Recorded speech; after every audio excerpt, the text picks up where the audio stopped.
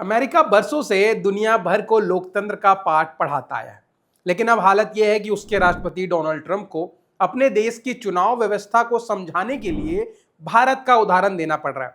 यानी यह बिल्कुल वैसा ही है कि मास्टर साहब पूरी दुनिया की कॉपी जांचते जांचते अचानक अपनी ही आंसर शीट देखकर पूछ बैठे हैं कि भाई ये पहचान पत्र वाला सवाल किसने छोड़ दिया है। तो पूरी कहानी यह है कि डोनाल्ड ट्रंप ने 18 अगस्त को अपने सोशल मीडिया ट्रुथ पर भारत की चुनाव व्यवस्था की तारीफ करते हुए अमेरिकी चुनाव में मतदाताओं की पहचान को अनिवार्य करने की अपनी मांग को फिर से जोरदार तरीके से उठाया है। ट्रंप ने भारत के मुख्य चुनाव आयुक्त ज्ञानेश कुमार का नाम लेते हुए बताया कि हाल ही में उन्होंने अमेरिकी प्रशासन के सामने हैरानी जताई कि अमेरिका जैसे देश में बिना कोई वैलिड फोटो आईडी के मतदान कैसे हो सकता है। बस यही बात ट्रंप को पसंद आ गई। ऐसा लगा कि मानो अमेरिकी चुनाव सुधार की पूरी बहस में उन्हें अचानक से भारत के रूप में अपना सबसे पसंदीदा गवाह मिल गया कि देखिए भाई साहब, भारत कर सकता है तो अमेरिका क्यों नहीं। ट्रंप ने भारत के पिछले आम चुनाव का हवाला देते हुए कहा कि करीब 64.6 करोड़ लोगों ने मतदान किए और मेल के जरिए वोट डालने वालों की संख्या 1% से भी कम थी। और तो और सभी मतदाताओं के पास पहचान साबित करने के लिए वैलिड फोटो आईडी था।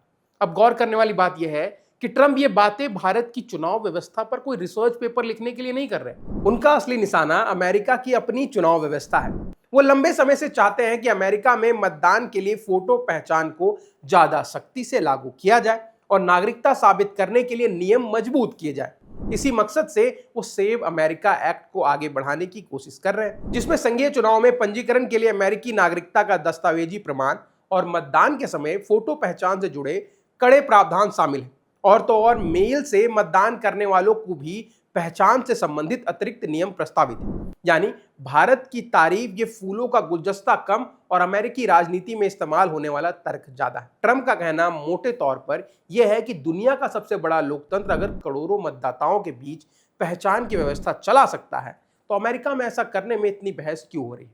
अब सवाल सुनने में सीधा लग सकता है, लेकिन अमेरिका में मतदान के नियम राज्यों के अनुसार अलग अलग है। मतदाता पहचान को लेकर के वहां वर्षों से राजनीतिक विवाद चलता रहा। ट्रंप इसी विवाद को भारत के उदाहरण से एक आसान सवाल में बदलना चाहते हैं कि भारत में हो सकता है तो यहां पे क्यों नहीं हो रहा है। चलिए पहले यह समझते हैं कि आखिर यह है क्या सेव अमेरिका एक्ट। ट्रंप प्रशासन का कहना है कि अमेरिकी चुनावों का फैसला केवल अमेरिकी नागरिकों को करना चाहिए और सेव अमेरिका एक्ट का उद्देश्य अमेरिकी संघीय चुनाव में वोट देने के लिए नागरिकता और पहचान से जुड़े नियमों को और सख्त करना है। जो कानून प्रस्तावित किए गए हैं वहां मतदान के रूप में रजिस्ट्रेशन कराने वाले व्यक्तियों को वैलिड आईडी और अमेरिकी नागरिकता का प्रमाण पत्र देना होगा। इसके अलावा संघीय चुनाव में गैर अमेरिकी नागरिकों का नाम वोटर लिस्ट से हटाने की प्रक्रिया को भी मजबूत करने का प्रस्ताव है। कानून में डाक के जरिए मतदान पर भी कुछ सीमाएं लगाने की बात कही गई है। प्रस्ताव के हिसाब से बीमारी, दिव्यांगता, सैन्य सेवा या यात्रा जैसी कुछ विशेष परिस्थितियों में ही मेल इन वोटिंग की अनुमति देने की बात कही गई है। इसके साथ अब ये भी समझते हैं कि भारत अमेरिका में चुनाव में क्या अंतर है। भारत और अमेरिका दोनों लोकतंत्र हैं, लेकिन चुनाव कराने का तरीका काफी अलग है। भारत में लोकसभा चुनाव पूरे देश में चुनाव आयोग की निगरानी में एक समान नियमों के तहत कराए जाते हैं, जबकि वही अमेरिका में चुनाव का संचालन काफी हद तक अलग अलग राज्यों के जिम्मे होता है।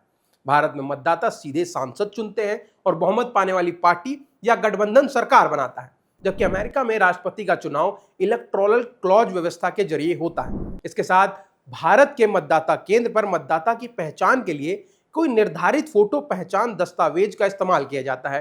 वहीं अमेरिका में पहचान से जुड़े नियम हर राज्यों में एक जैसे नहीं। और तो और भारत में जो डाक मत है उसकी भी सीमित श्रेणी है। वहीं अमेरिका में चुनावी बहस में डाक के जरिए जो मतदान होता है वो बड़ा राजनीतिक मुद्दा है। यानी लोकतंत्र दोनों जगह है, लेकिन उसकी चुनावी मशीनरी एक जैसी बिल्कुल भी नहीं। अब अंत में बस इतना कि जब हमें कुछ तुलना करना होता है तो हर बार यह कहा जाता है कि संस्थाएं कैसी होनी चाहिए, मतदान कितना आधुनिक होना चाहिए और लोकतंत्र कैसे मजबूत किया जाए, यह सब अमेरिका को देख के सीखो। पर आज वाशिंगटन में तर्क देने के लिए नई दिल्ली का उदाहरण पेश किया जा रहा है।